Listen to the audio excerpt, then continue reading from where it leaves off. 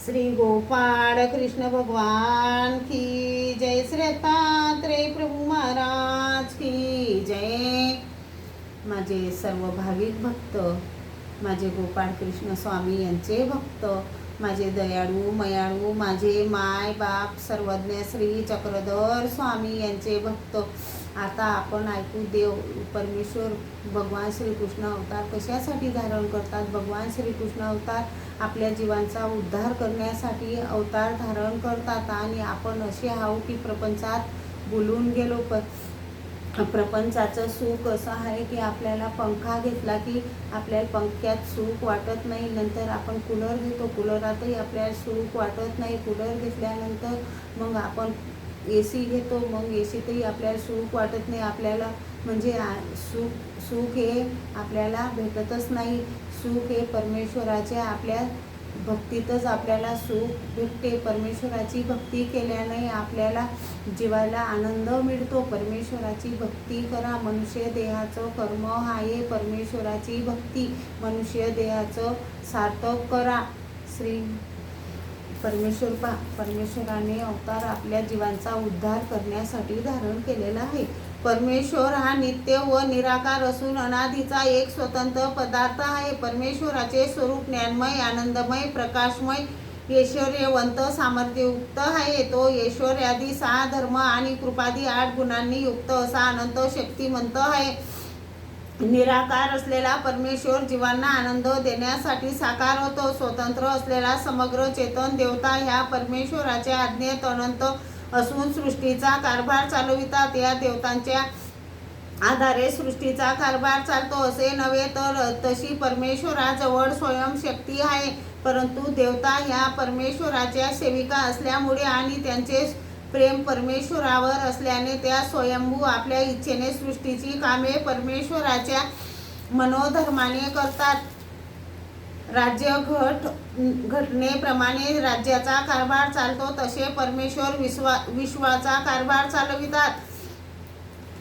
परमेश्वराने सृष्टीच्या आरंभी जी घटना म्हणजे कार्यप्रणाली तयार केली, त्याप्रमाणे देवता व परमेश्वर कार्यान्वित झाले आहेत। परमेश्वराने सृष्टीची रचना का केली याचा थोडक्यात परामर्श घेऊ।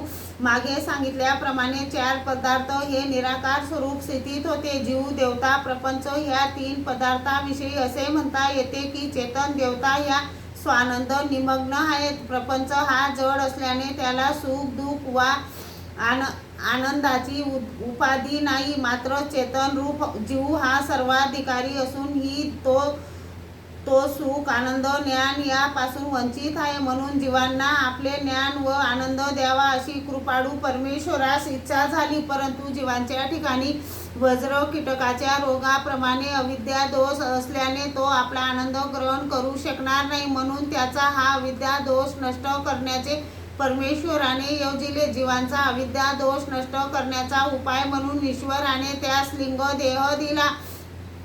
परमेश्वराला असं वाटलं की या जीवाला आनंद देण्यासाठी परमेश्वराने स्वतः प्रकट झाले। परमेश्वर नंतर सृष्टी रचना करून मानवी व प्राणी मात्राचा स्थूळ देह दिला।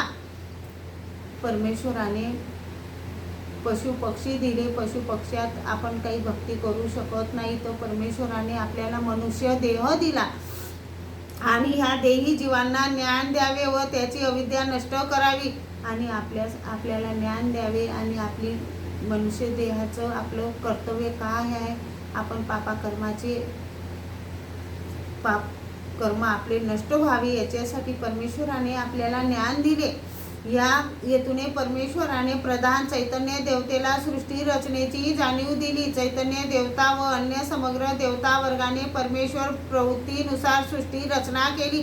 नंतर परमेश्वराने सृष्टीत प्रकट होऊन जीवांना ज्ञान देण्याचे व उद्धार करण्याचे कार्य आरंभिले। हे कार्य अवाई चालू आहे। या उपायामुळे पुष्कळसे जीव परमेश्वराचा आनंद घेण्याला पात्र झाले। आणखीन अनंत जीव परमेश्वराच्या आनंदाला पात्र झालेले नाहीत। तसे आपण न करता परमेश्वराच्या कृपेला पात्र होऊन परमेश्वराचा आनंद मिळवावा व मानव जन्म व्यर्थ घालवू नये। मानव जन्माचे कल्याण आहे परमेश्वराची भक्ती करणे।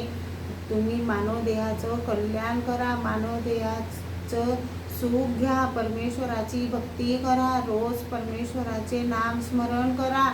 श्री गोपाळ कृष्ण भगवान की जय.